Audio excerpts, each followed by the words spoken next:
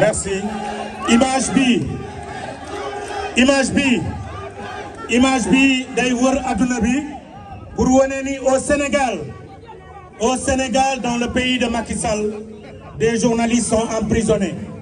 Un pays de Macky Sall des journalistes sont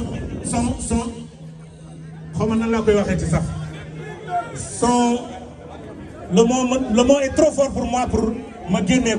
Mais dans ce pays de Macky Sall, le journaliste n'a plus le droit d'écrire, le journaliste n'a plus le droit de parler, le journaliste n'a plus le droit d'être devant la télé, le journaliste n'a aucun droit au Sénégal.